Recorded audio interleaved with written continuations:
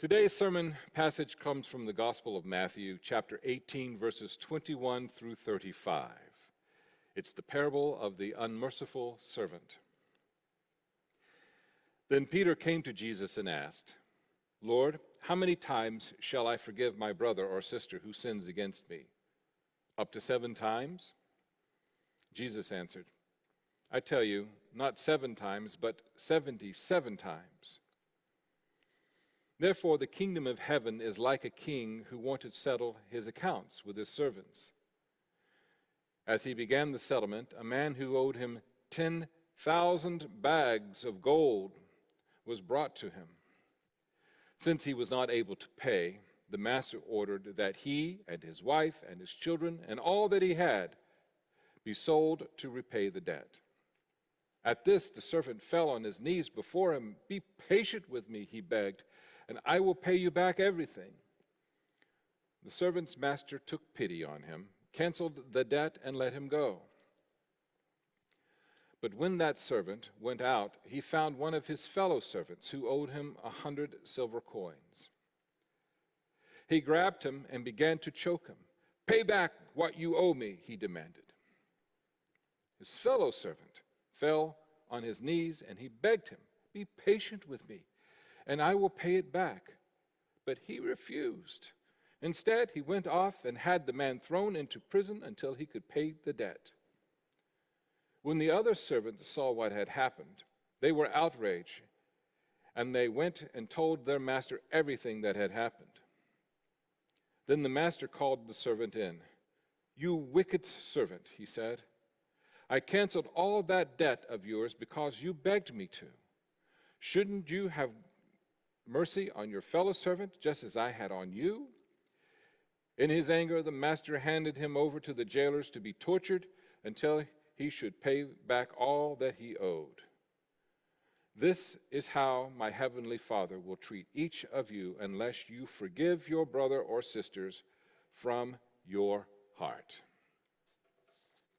I really liked the parable until the very end, and it's a very difficult parable to hear.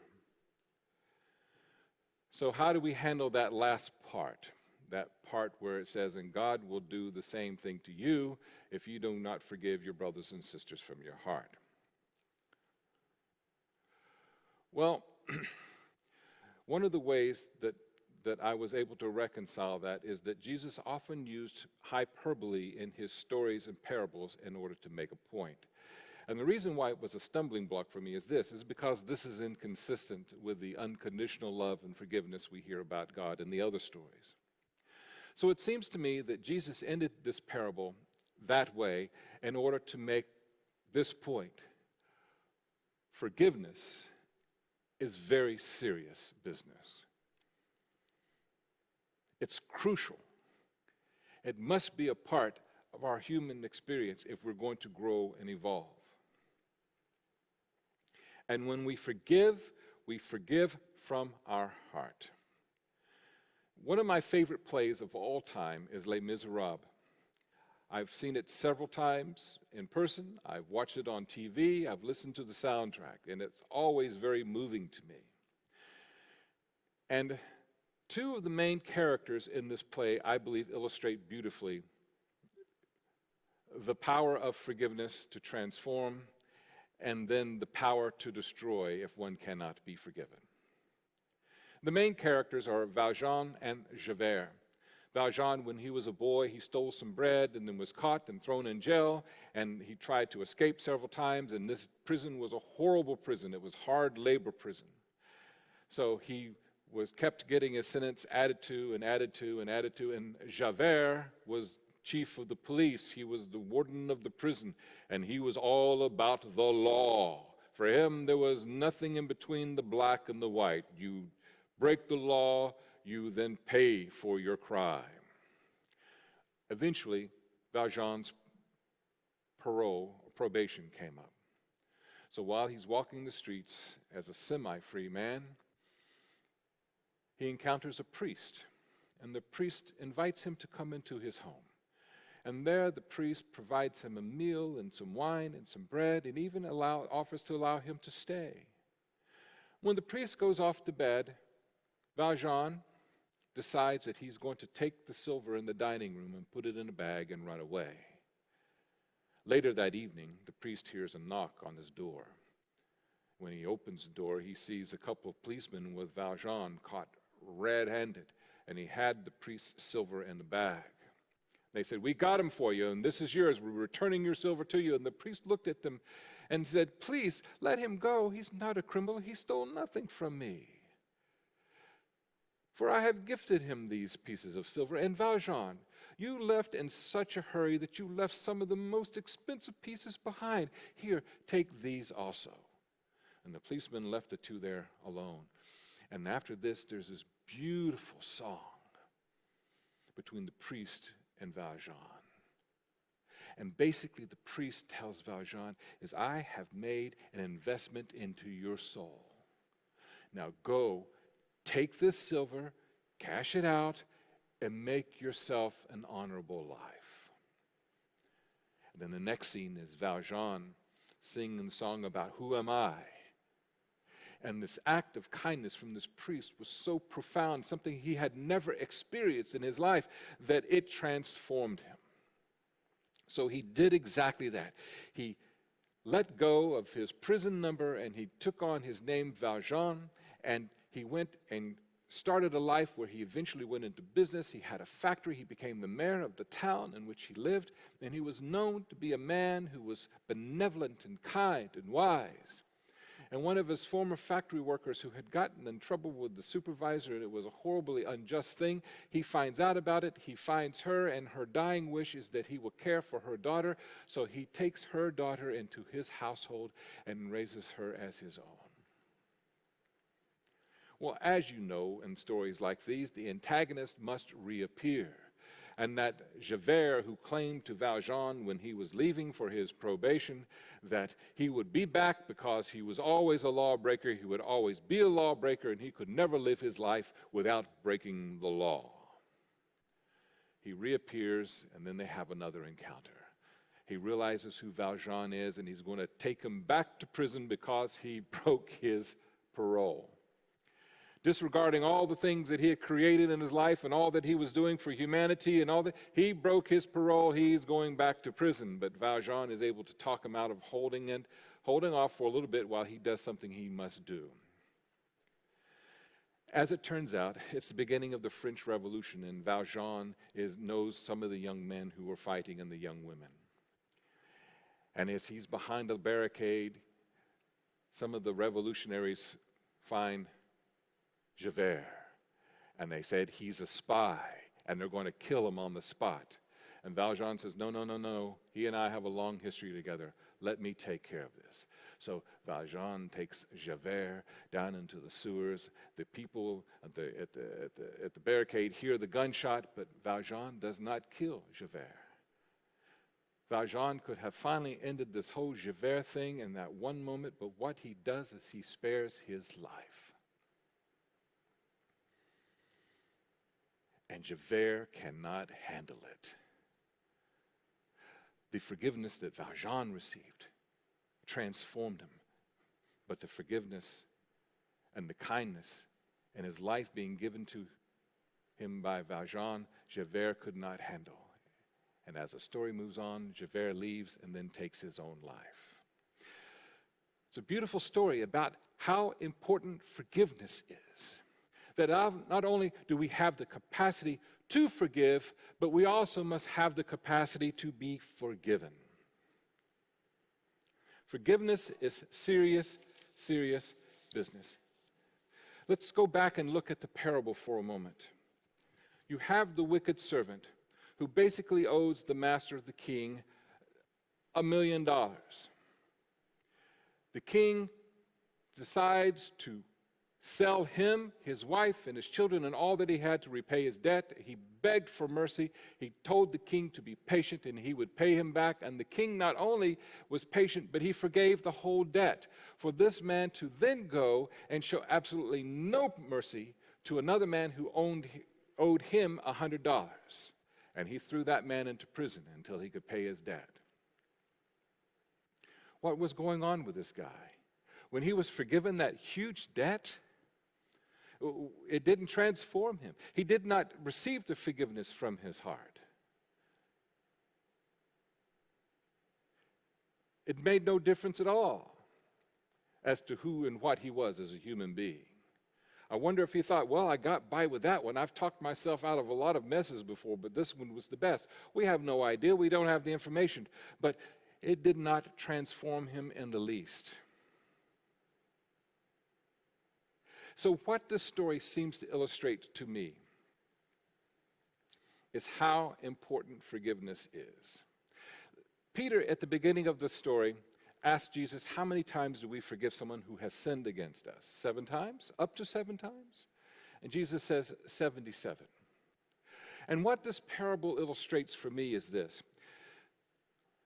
What are the consequences when there's not endless forgiveness? The consequences are everyone suffers. The people in the story suffer. The king shows forgiveness initially, but is brutal at the end of the story.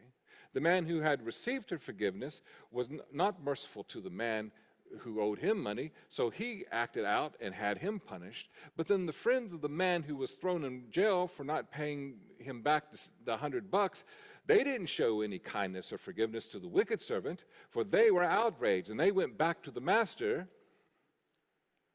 and told on him. He was brought back before the master, and then the master or the king then placed the punishment upon him that he was going to do in the beginning of the story. Basically, nobody wins. Basically, everyone suffers. And this is the consequence of not being able to forgive from one's heart and also being able to be forgiven and accepted from one's heart. Forgiveness is serious business.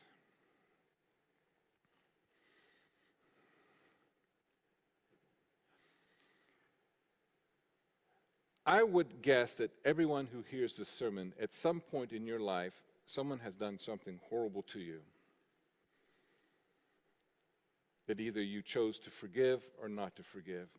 I'm willing to guess everyone who hears this sermon today and this parable has done something to someone else that they're ashamed of or that was horrible. And even though that person that they had transgressed may have forgiven them, they cannot forgive themselves. What are the consequences to our soul, to our psyche, to our mind, body, to our lives if we do not have the capacity to forgive endlessly or to receive and accept forgiveness? Over the years of my life and my career, I have counseled many people, and it seems that most everyone I have counseled, it comes to this point. Someone did something to them that they can't let go. And because of it, it has ruined their life. It has become a huge ball and chain around their ankle. They can't seem to move on with their life spiritually, professionally, relationally, because this anger and this rage that they hold within themselves just dominates everything. What are the consequences of that? Your rage and your anger control all that's in your life. And you can't live your life because you're still dealing with something that happened in the past.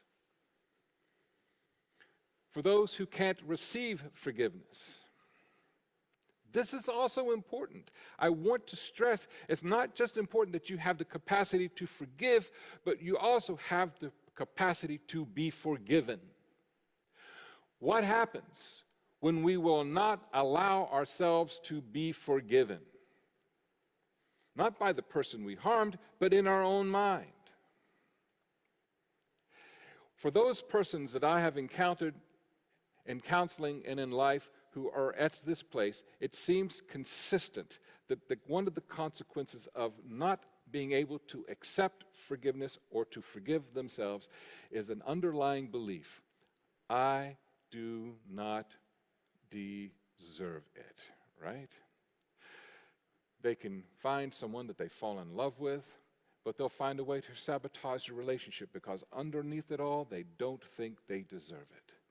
They become estranged from the children, and they love the children more than life, but they do things to sabotage their relationships with their spouse and their children and the family and their friends, because underlying all of it, they don't think they deserve happiness and kindness and blessings.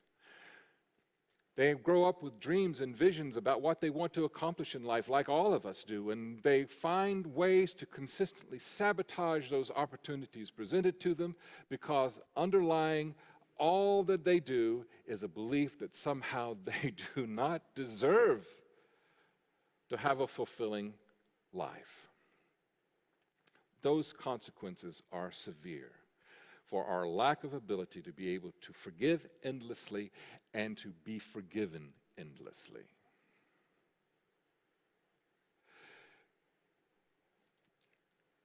Another thing that came to my mind as I was reflecting on this passage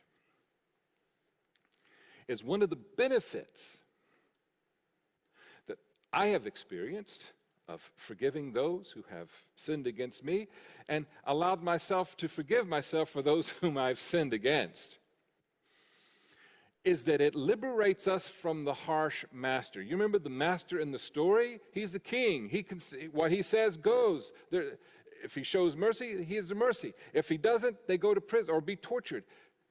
We liberate ourselves from that harsh master. You may ask, well, who's the master that you're talking about? I'm talking about that voice inside your head. We all have it, right? How many of us say things to ourselves when we fail or when we make a mistake or things don't go right? How many of us say things to ourselves out loud or maybe loudly inside of our head that we would never say to another human being? Maybe even not our worst enemies. That's the master that I'm talking about. You may come to a point where you're ready to forgive, but that part of you says, this is so unjust. How in the world would I betray that person that did the, and it will find a way to talk you out of it. Or if you can't be forgiven and you can't accept it, that same voice inside your head, who do you think you are? You don't deserve this. That was a horrible thing you did. So when we come to a place in our lives where we can forgive endlessly and we can accept forgiveness, then we liberate ourselves from that harsh judging master in our brain. And here's another thing about forgiveness. Forgiveness is not saying that those who sinned against you, what they did was okay. And forgiveness is not, saying that what you did to somebody else that may have been horrible was somehow okay. Forgiveness is not saying I no longer feel the pain, but rather forgiveness is saying I no longer feel the need to hold on to your involvement in my pain.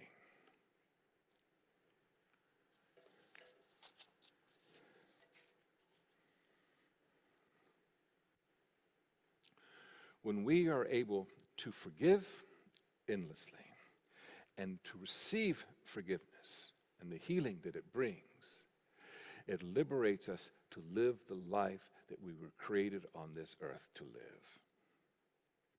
Let go of that ball and chain on your ankles and on your wrist and shackled all over your body because you can't let it go. The consequences are too severe. And the world needs you to be liberated so that you can live your life and contribute to this world in a way that makes it a better place. It's crucial that we all be able to do this. When we are able to forgive endlessly and to be forgiven, this is when we become more like God, whose forgiveness is endless and whose love is unconditional. I came across this story from Rose Arce. The title of it is From Anger to Forgiveness, Man Befriends Brother's Killer. It was CNN religion blogs, and it was April 13th, 2013. Anthony Colon's life completely changed when he heard the news that his older brother was viciously murdered in East Harlem.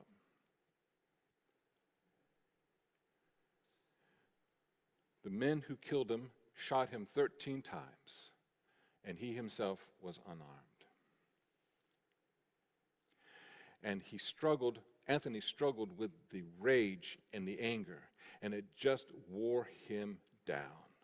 And he missed his brother desperately. Why did he miss Wilfredo so desperately? He said because his brother was always standing up for him and standing in for him. He said his brother would not allow him to get into fights with the kids in the neighborhood because his brother would stand in and protect him, because his brother always saw the good in him, and he didn't want anybody to harm or take away that good in his little brother. Well, as you can imagine, the anger and the rage started to consume him. And as he says, I just put so much hate in my life. I hated everybody. I hated everything. It made me to be like a person, to be like a monster.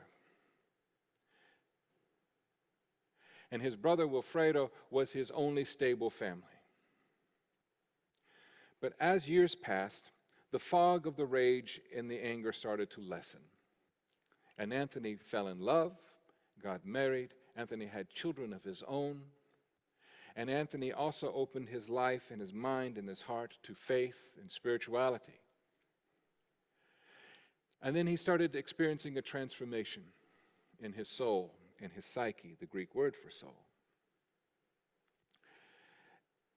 And his need to hate those who murdered his brother started to change into a desire to reconcile with them. He just needed to make it okay. Years later, totally by chance, Anthony went to visit a friend in a correctional facility in New York. And while he was visiting with his friend, he looked up, and lo and behold, there was Michael Rowe, one of the 3 men who murdered his brother. He made eye contact with Michael. Michael saw him too. And when Michael saw him, he tried to duck, he tried to hide, he tried to disappear. Why? Because he was riddled with guilt and shame for what he had done in killing another human being and the part he played. He was also afraid of the family members of the man he murdered, because he always imagined in his mind that if the day came that he was to be encountered or to have an exchange with them, that it would be violent. It could be physically violent. It would be verbally violent. He did not want to have anything to do with it. He was afraid of retaliation. So Anthony stood up from where he was sitting and visiting his friend, and he walked across the room, and he got right in front of Michael, and he looked him square in the eye, and this is what he said to Michael. Brother, that's how it started. Brother, I have been praying for you. I forgave you. I've been praying I would see you again. Anthony was able to forgive from his heart. Michael was able to receive it from his heart. And the story goes on to show how both of their lives were to never be the same again. It transformed them both. Forgiveness is serious business. The ability to forgive endlessly, the ability to forgive oneself, to forgive those who have hurt you, the ability to accept forgiveness is crucial in our evolving to become whole and complete human beings, and to be fully connected with God, self, and the world around us. And when we develop that capacity, when we take that risk to be able to forgive from our heart and to accept forgiveness from our heart, then we become more like God, whose forgiveness and whose love is endless. Thus ends the lesson. Amen. Go with peace and purpose.